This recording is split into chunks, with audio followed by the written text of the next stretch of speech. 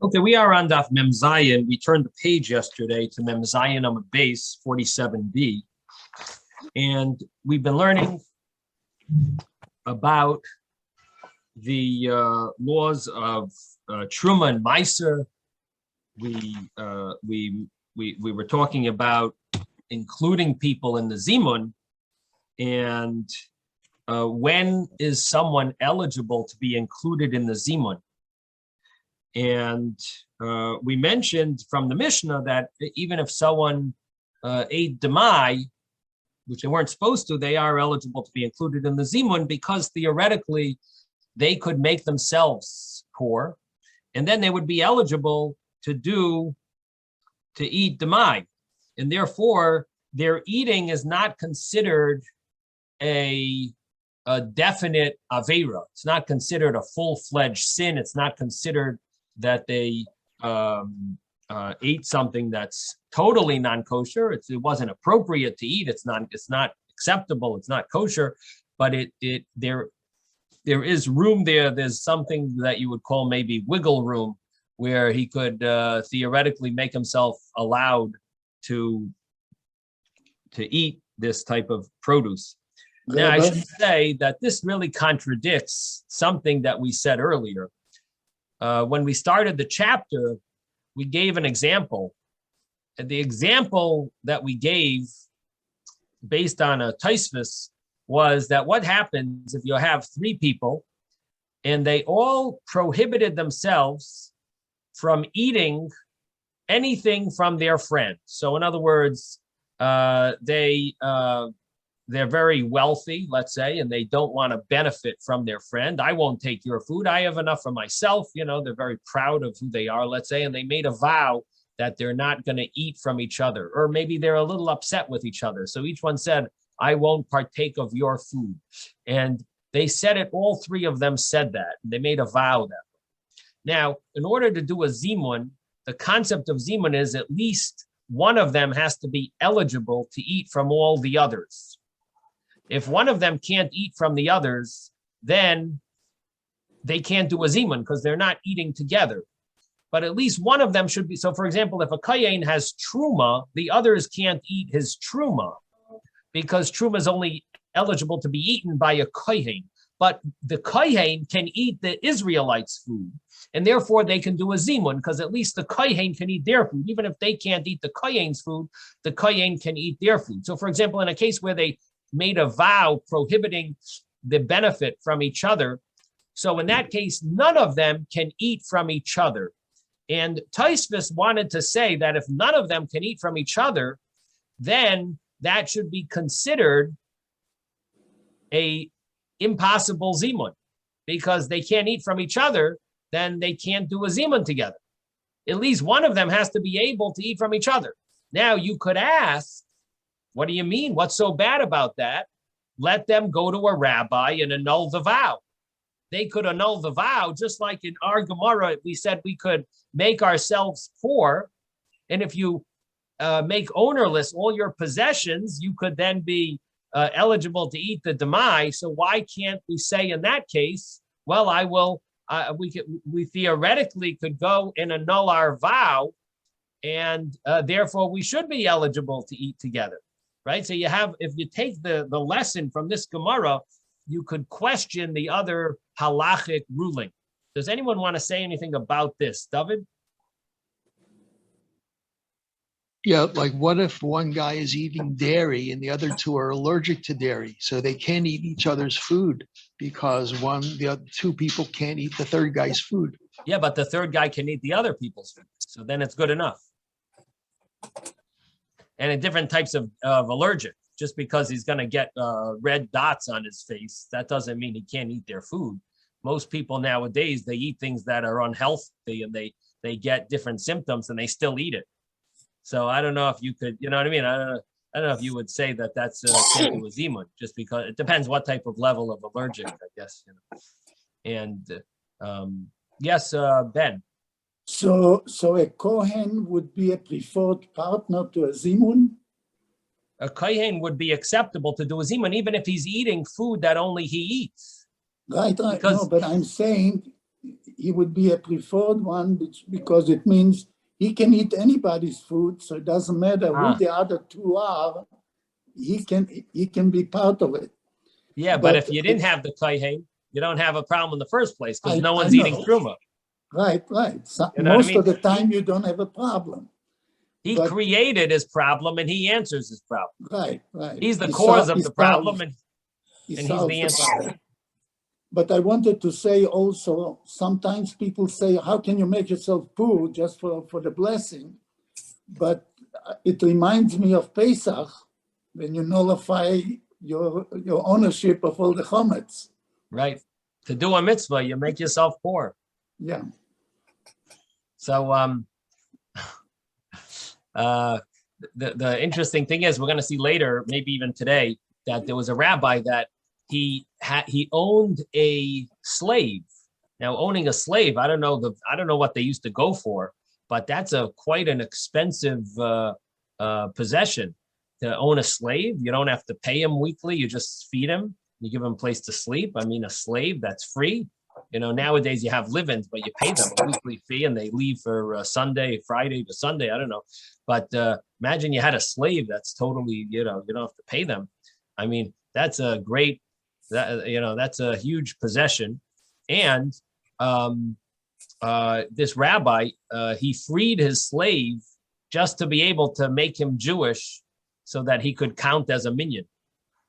I mean, that's quite a giving up your, $1 million to do a mitzvah of having a minion because they only had 9 people or something. We'll soon see the Gemara about that. But you do see spending for a mitzvah. Okay, so the bottom line is that we're trying to reconcile this piece of Gemara where it seems to say that as long as you have the potential to do a zimun, because you could make ownerless your possessions, that's good enough. And over there, when it came to the vow, we didn't say, well, as long as you have the potential to annul the vow, that's good enough. Yes, Yehuda. Yeah, but if you're going to reinstate the vow afterwards, is that really legitimate? First of all, we don't know if you're going to reinstate the vow afterwards. Maybe you'll leave it that way. And second of all, maybe it is legitimate. It doesn't say you're not allowed to vow, annul it, and vow again. In fact, there are cases where you make a few vows, and when you annul the first one, the second one, I mean, it applies to a case of a shavua, a promise, that if you promise twice, so that you annul the first promise, the second promise then falls into place, because initially you had the first promise, so the second promise meant nothing. But now that you annulled the first promise, the second promise now falls into place and takes over, and you'd have to annul the second promise now, because now it actually takes effect. But anyway, the point is, I don't know that you're not allowed to make a vow and annul it and make another vow. You might have a hard time annulling the second vow because what's your excuse? But right. Maybe, but I don't know. I mean, it seems like I'm sure you could find some way. In any event, the way to reconcile it, it seems there are different ways of reconciling this. But one of them is that you have to understand that the law of Demai is a very, what can I say? Not an intense law. It's a very light law. In fact, to the extent that we find that even someone poor is allowed to eat Demai. So we don't call Demai full-fledged prohibited food. And therefore, because a person has the option to also make themselves poor, therefore, this light sinful food is not a problem to be able to complete a zimun. But when it comes to someone that's prohibited by a vow, which is a very severe sin, and it's also biblical, there it carries with it a whole different rule. And we don't say, well, you could annul the vow, therefore we're going to permit you to do the zimun. So they're really different laws. You have to understand that the law of Demai is a very not strict law. It's a very lenient law. And because of that, we are able to include this point that he's eligible to make himself poor and be able to be included in the zimun. Yes, Simone. So I'm thinking that it's you call it a light law because it's not an actual, it's a suspicion of an avera. It's not an actual avera. The demai is maybe they didn't take it, but maybe they did, so we don't know. As opposed to if we knew they didn't take it, then that would be on the strict side. So this is a maybe, this is a question, right? Yeah, I mean, you could take it a little further than that. That not only is it that we're not sure, but biblically, we actually are supposed to rely on majority. So it's almost like we are sure that it was taken, and it's just rabbinically they said we're not allowed to eat it. So we're even more convinced that it was done, but it's only rabbinically they said, well, there is that small suspicion you should you're prohibited from eating it. So there is I know, don't minimize the fact that there is a rabbinic prohibition, even though it's only a question, but at the same time, it is a lenient law. But it's a good point that it is a suspicion. Yes. Also, one more. Also, Yeah. Aren't we supposed to give a person the benefit of the doubt? So maybe we kind of supposed to give them the benefit of the doubt here? So that would be a general question on the law of demai, which would be why the rabbi is prohibiting demai if they're suspecting things from minority, and we should give each person a benefit of the doubt. That would be an interesting question to go into, and giving someone the benefit of the doubt that will cause you to do a sin is not necessarily what it means that you're supposed to give someone the benefit of the doubt. You know what I mean? The benefit of the doubt is, it's very good to give someone the benefit of the doubt, but not at the expense of you possibly sin. For example, so your benefit of the doubt doesn't exempt you from not tithing. Okay, yes, Susan. Okay, I have two questions. I was always taught that when you share with someone, you get twice as much back. And that's the whole point of charity. tithing. Sharing. Yeah, In other words, charity. No. Charity. No, sharing. No, sharing the fruits of whatever you grow, you're giving to the Poor. In other words, just being a sharing person, you're getting twice back. The other thing is. Wait, so if you give someone rich what you grow, you're getting twice back? Is that what you're saying? Because they're going to share with you, yes. And it's they have to? Mitzvah. In other words, if you share with someone your homegrown tomatoes, it doesn't matter whether they're wealthy or not. That's not even the point. Okay. I'm not aware of this but isn't that what reward. We're taught? I'm not there is a mitzvah of milas chasadim to do acts of kindness, but I don't know that the reward for giving your homegrown tomatoes to someone who might have homegrown tomatoes and doesn't need them, I don't know that you get like this major reward of getting double. I do know that when you give charity, it says different places you can get like 11 times as much, back. But anyway, okay. Okay, that's maybe it does say that. I don't know. I'm just not aware. I don't know everything. I know very little. Okay, no, that's not true. You know a lot. The prohibition by vow is much more intense. So when you make a vow, how you make it with a rabbi present or with how? No. A vow can just be done by yourself. You don't need anyone else present. Annulling a vow, you need 3 rabbis to annul the vow, 3 people to annul it. But to make the vow, you don't need anyone. Okay. All right. Yeah, okay. Let's see. Isaac, did you want to say something? I saw I guess not. Okay. So the Gemara that we learned, so we mentioned that when you have Meiser Rishon, what was the case of the Meiser Rishon, that the Truma was was taken. So we said that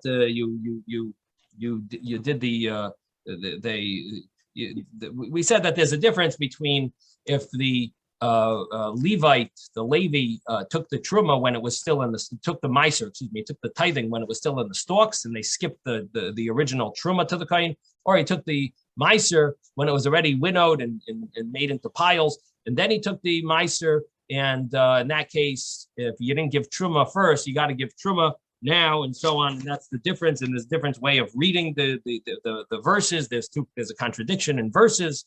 In one verse implies that you're exempt from the original truma.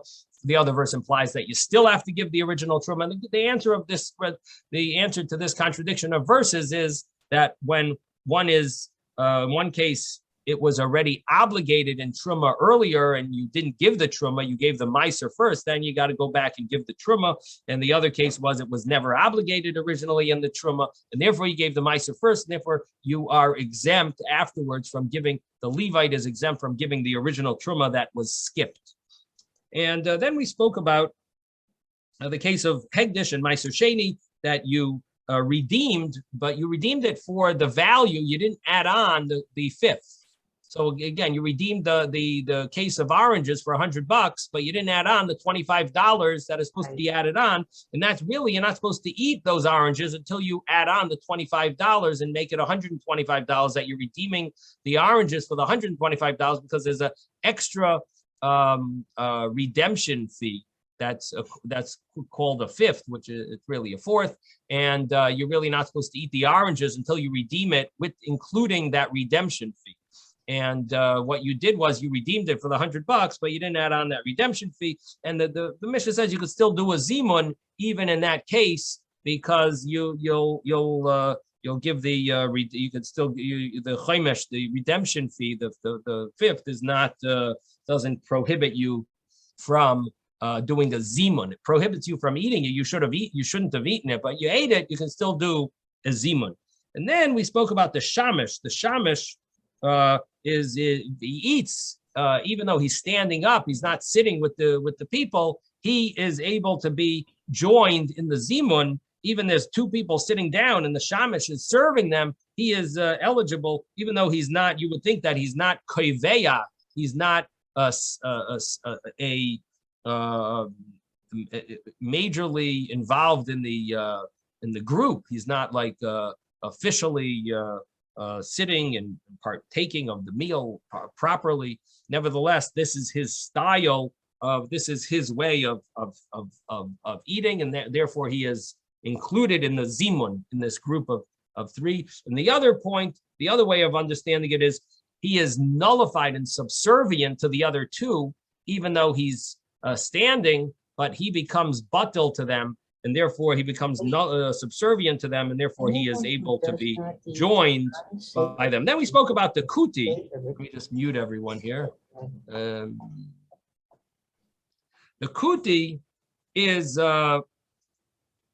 mezamnin olav. You can do a zimun with the kuti, and we explained, of course, that this refers to a kuti who's the Gemara, the Mishnah here is assuming that the kutim, following the view that the kutim were acceptable converts, and the Gemara asked, how could you join a kuti? They don't really fulfill all the mitzvahs, and they shouldn't be any better than an am haaretz. And we know you're not supposed to do a zimun with an am haaretz. So Abaye said, no, we're dealing with a kuti that is a scholar. He fulfills the mitzvahs properly. So you might think that you can't do a zimun with a kuti because there is a view that kutim are not acceptable converts. And here the Mishnah says that they are acceptable converts. The kutim are acceptable converts. That's the way Abaye understands the Gemara, the Mishnah. Rava says that no, we're dealing with a kuti who is an am haaretz. He doesn't follow all the mitzvahs properly, and nevertheless, this follows the view of the rabbis that say that an am haaretz is that you don't do a zimun with is someone who that might be eating food that wasn't tithe. And here you're eating food that was tithe, and therefore it's not here. Why? In other words, this kuti, or generally the kutim, they are careful on tithing. Therefore, it would be easier to do a zimun with kutim than with a regular am haaretz.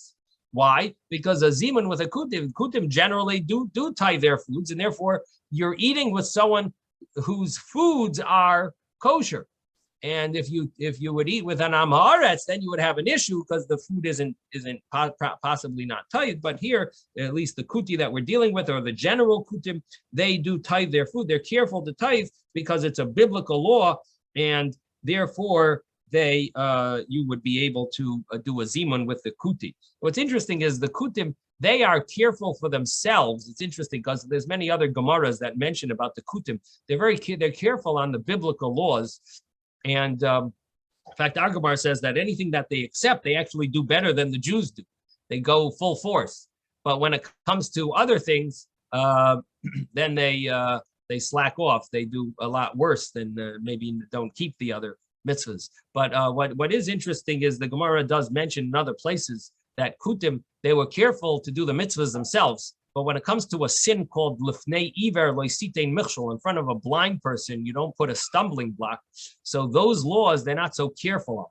Meaning they keep they'll follow the law not to put a stumbling block in front of a blind person, but they don't adapt that law to apply that you're not allowed to cause someone to sin. For example, there's problems of encouraging someone to sin. So if you call someone in Israel, let's say, on Friday afternoon, and in Israel, it's already Shabbos. So you're doing, I'm not doing anything wrong. I'm calling them, and I'm allowed to because it's now Friday afternoon, and Friday afternoon, it's not Shabbos yet here in America.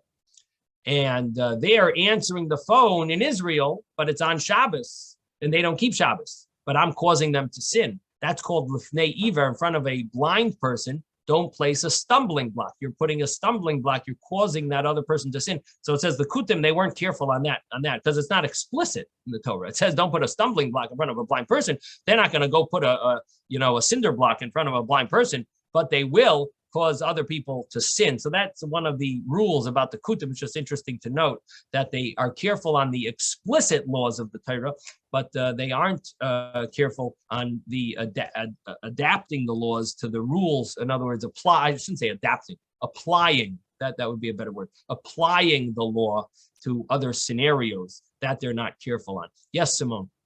So these are the Samaritans who they didn't accept the oral law. Is that what we're talking about? So the kutim, I guess that's the English term is that where the Samaritans came from the city of Kuta? Is that the origin of them? I think so. Yeah. Okay. So then that would be the right term. So I don't know nowadays if they follow these same, if they follow the same thing, if they have, if nothing has changed. You know what I mean? I don't know what their religion consists of now, but yeah, probably along the same lines. Where it's Okay. it's the biblical law, but not the oral law. Not the Yeah. Yes, Susan. So the kutim could be either Jewish or non-Jewish? There's opinions. There were opinions in the time of the Mishnah if they were Jewish, and there were opinions that they're not Jewish. Later on, the final conclusion was that they're not Jewish. But there were difference of opinions, and for a while it was up in the air. So the Gemara continues, and we mentioned that this brisa that says about an am haaretz. Who is an am haaretz? If someone and doesn't say so clearly what this applies to. In other words, we're trying to figure out who's an am haaretz. Why? Why do we want to know? So it could be it applies to laws of tumah. We want to know if we could trust them that they're pure. If they say they're pure, they're not tameh, they're not impure. Can we trust them? Does it apply to the laws of meiser? Can we trust them when they sell us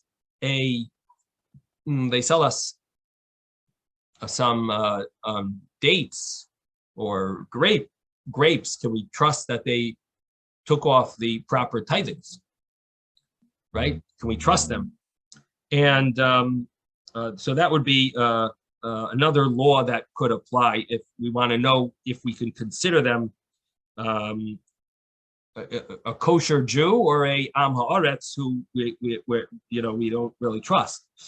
And then the question would be about Zimun, which is something that we learned earlier, that you don't do a Zimun with an Am Haaretz. Now there is a possibility that it also applies to other laws as well. Like, for example, do we accept testimony from them? And do we let them be witnesses at a wedding or at even a loan? Do we accept them as witnesses? Do we say secrets? There are rules about not telling them a secret, making them do we hire them to be in charge of the possessions of orphans? There's a person called an apotropos who is the guardian for the orphans. And in the Talmud, the term is called the apotropos. Would we hire them? So it says in Am Haaretz, you don't hire, and we don't allow them to be in charge of a charitable fund. We don't hire them to be a worker, to be in charge of this collecting money, and we don't go with them on the way to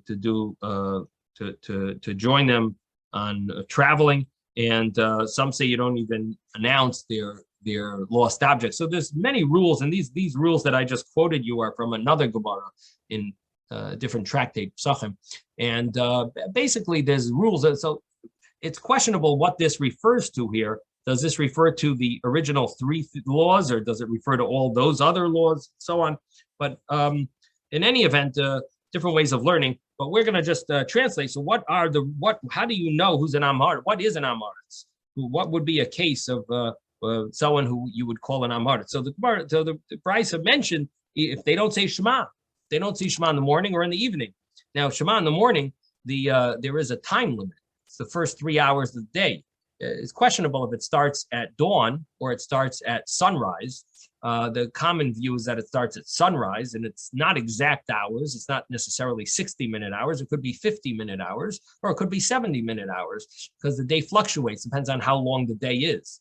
And therefore, there are times, if you search in Google, halakhic times, it will tell you when you need to say Shema by every day. Generally, it's before like 9:30 or 10. If you say Shema before, or 9 o'clock, it depends on if we change the clock, then it changes an hour, when we change the clocks. But basically, a person should try to say Shema, the entire 3 portions of the Shema, before a certain time. Now, if a person doesn't do that, our Gemara is calling them an Am Haaretz.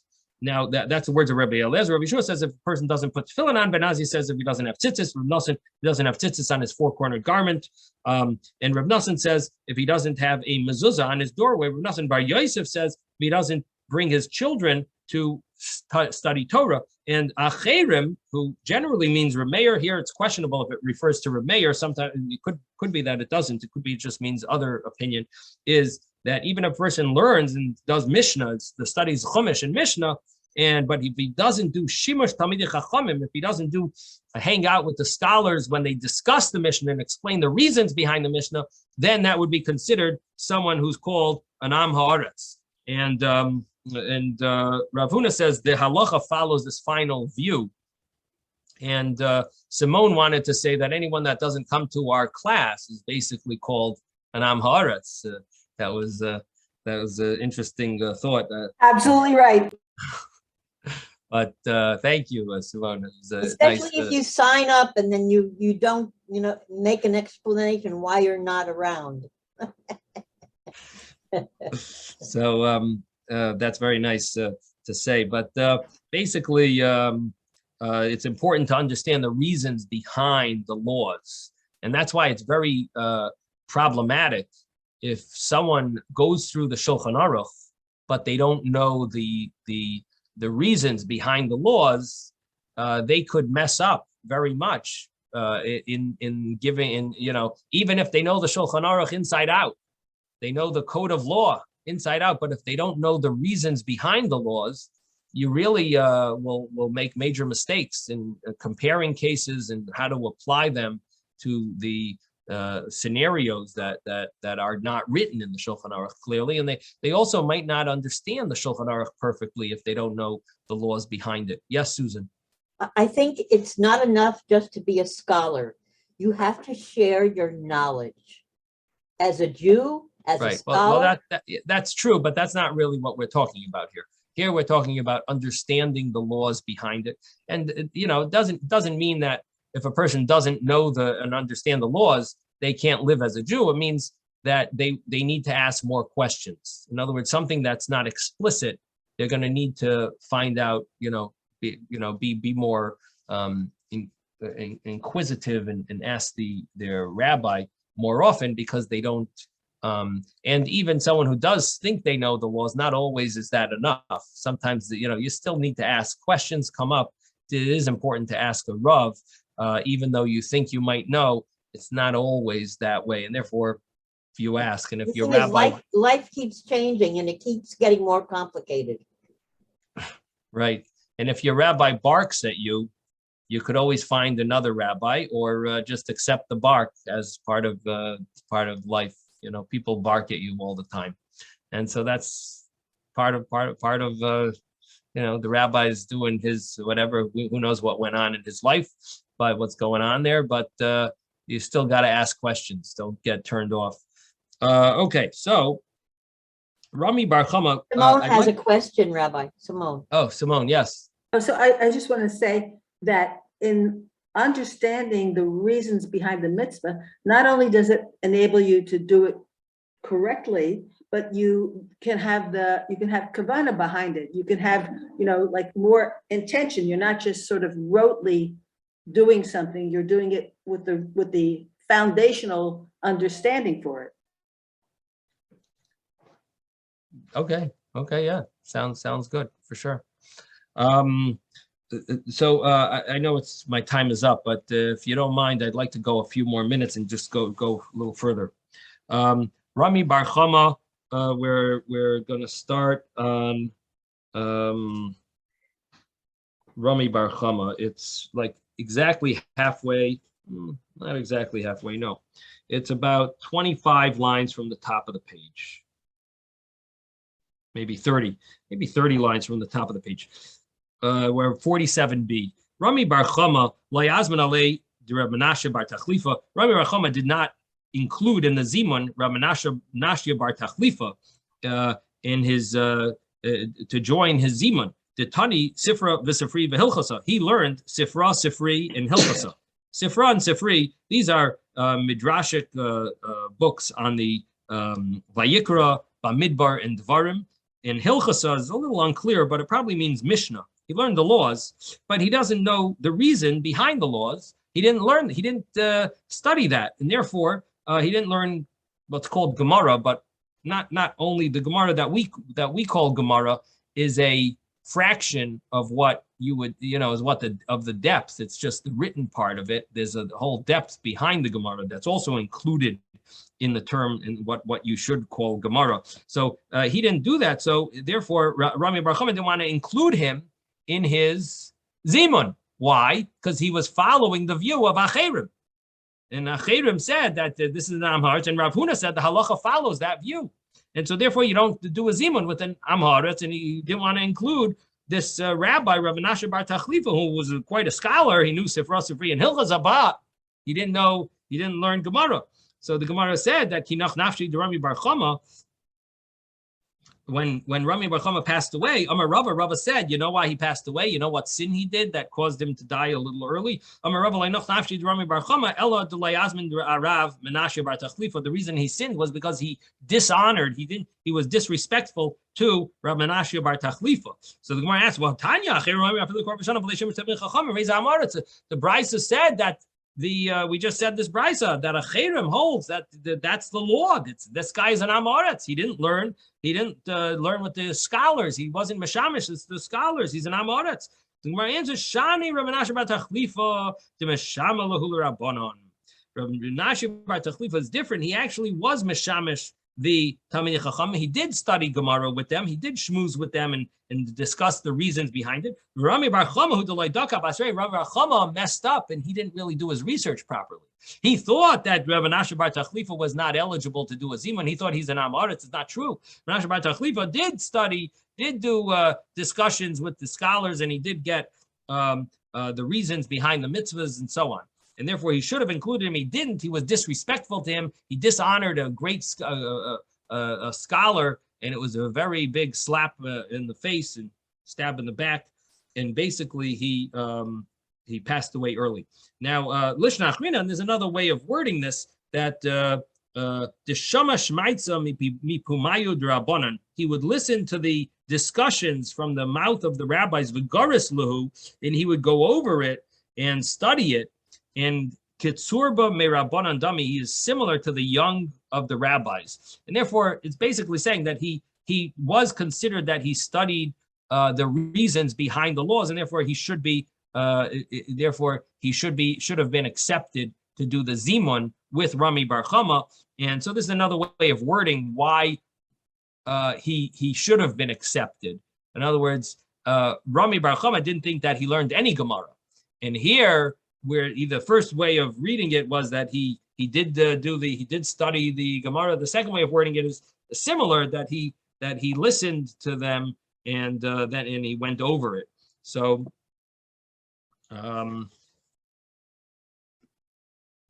it seems the difference is that the second way is that he would listen. Maybe he wouldn't discuss it with them, but he would listen to them, and that should be good enough not to be called an Am Haaretz.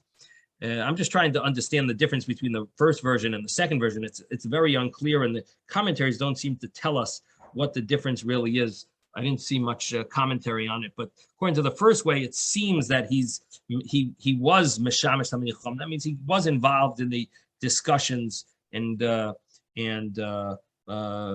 understood the reasons behind it. The second one, maybe he wasn't so involved in it, but he listened, unless the art scroll or maybe the Steinsaltz says something different. Robert?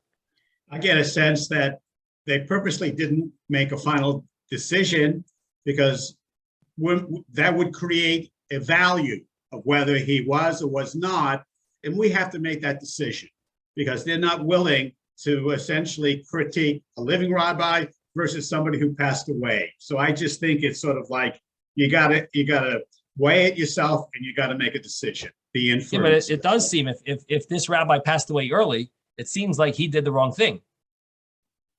It seems like all right, but still they don't. But again, you got to make the decision. There's no finite decision at the end. It's questionable. Of which version is correct? Oh, that's what you mean. Which version is the correct version? Right. Yeah, but it's not for us to make that decision. But it could be that it doesn't matter. It could be both of them are acceptable reasons that you should include for a zimun. We don't know what the facts were on the table, but we do know that both are acceptable. Right. Maybe, so exactly. So that's maybe there's not an argument. Right. That's a conundrum. And we don't know the facts. Right. Exactly. One of those two. Okay. Susan.